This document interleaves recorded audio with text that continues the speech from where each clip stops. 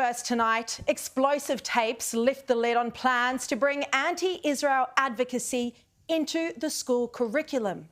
And a government minister's wife is caught at a meeting discussing plans to protest outside the Premier's office. Well, I can tonight reveal that a New South Wales cabinet minister's wife has been disciplined by the Department of Education for pro-Palestinian activism at the public school where she teaches. But despite this action, the Emergency Services Minister Jihad's wife, Erin, was part of a small group of teachers on Friday plotting a protest outside the office of Chris Minns, Anthony Albanese or Jason Clare.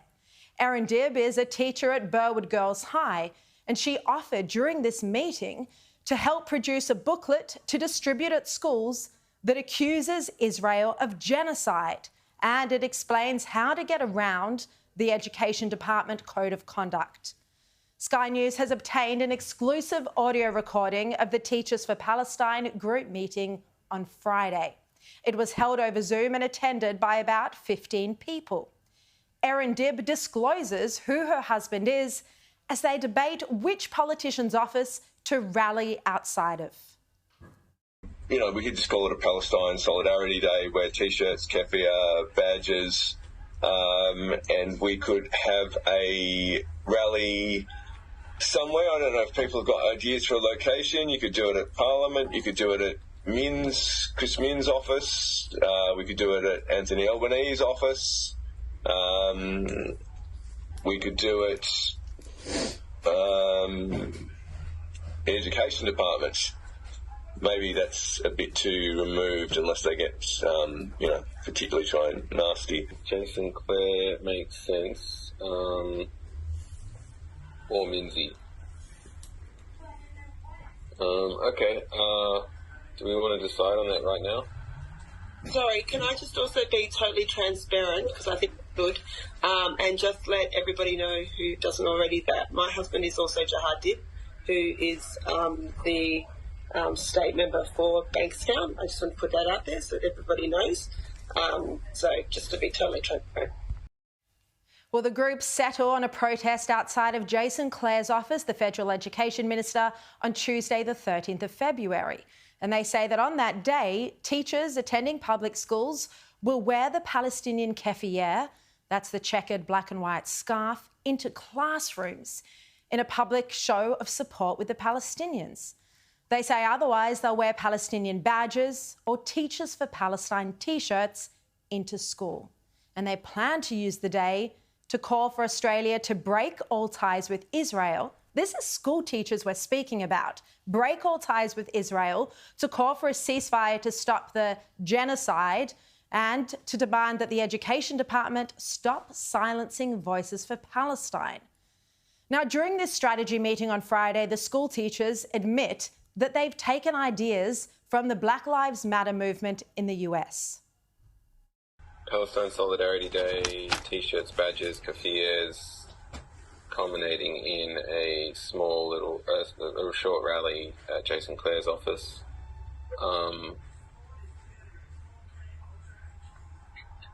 Did we need to talk about about wearing T-shirts into schools? You do get some principals raising, code of conduct type issues. The original idea of T-shirts came from the Black Lives Matter movement in the United States, where hundreds of teachers wore Black Lives Matter T-shirts into schools there. And then teachers in Victoria did it for refugees. The teachers also discussed their plans in the future to bring the Middle East war into the school curriculum.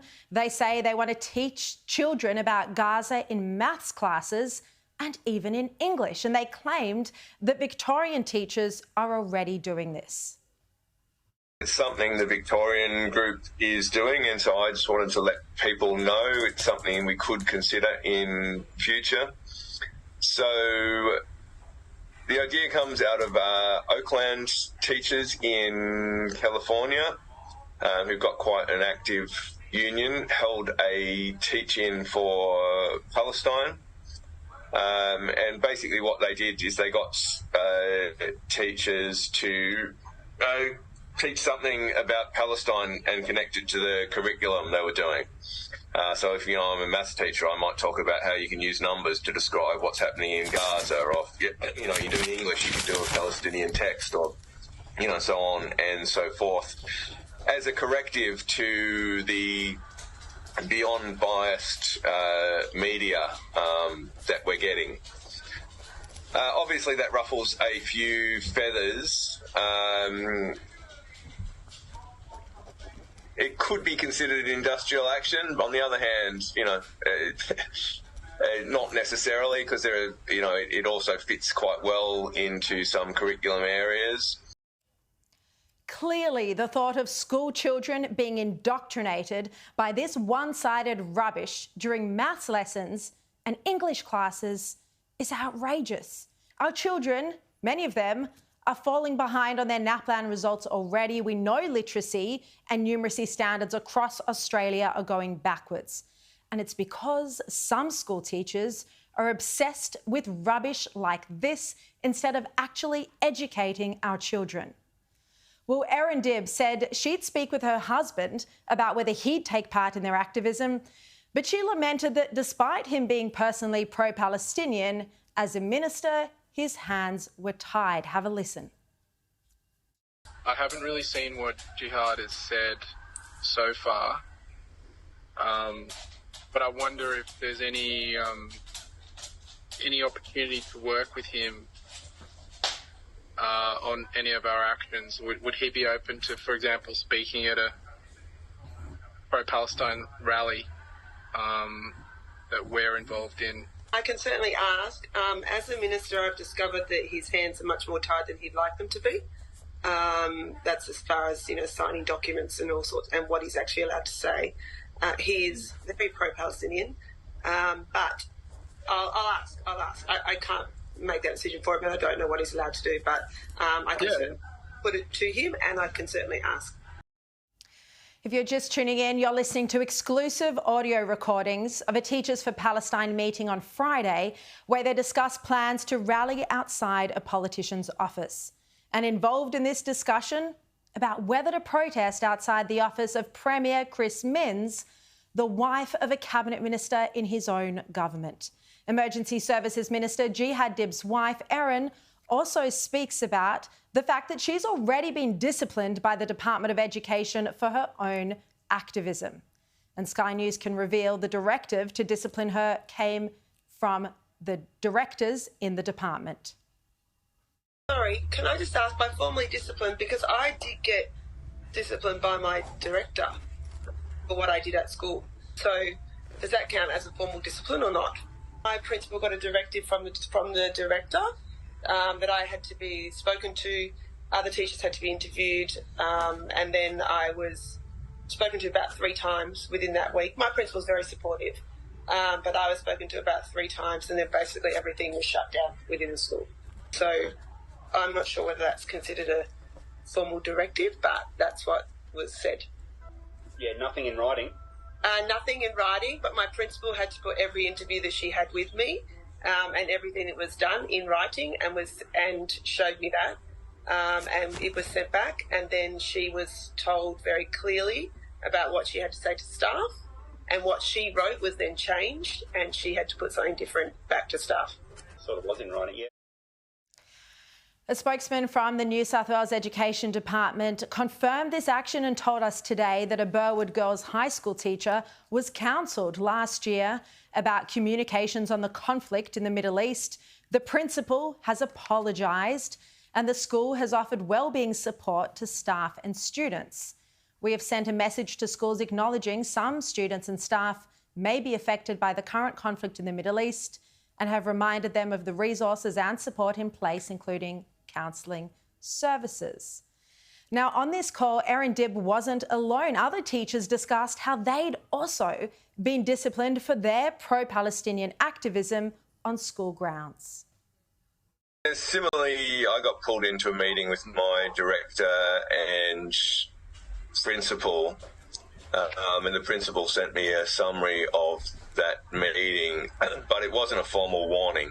It was their way of subtly informally trying to threaten. And then the director was brought in, and at that point I contacted the Federation, and someone from the Federation actually came into the school and talked to the teachers about what the department can and cannot do. And the Federation had voted that with the keffiyeh being worn. So despite the fact that she was already subject to disciplinary action, Erin Dib seems unfazed by the Code of Conduct requirements that require teachers to be impartial. And she then, in this call on Friday, offered to help organise a booklet that accuses Israel of genocide. The teachers also discussed ways to get around the Code of Conduct. And the booklet that Erin Dib is helping to produce even has a section that explains to teachers what they should say if their principal pulls them up on their advocacy. Yeah, so we produced one late last year. Yeah, it's like an 8-page, colour booklet. I think it was titled, Why We Can't Be Neutral on Genocide.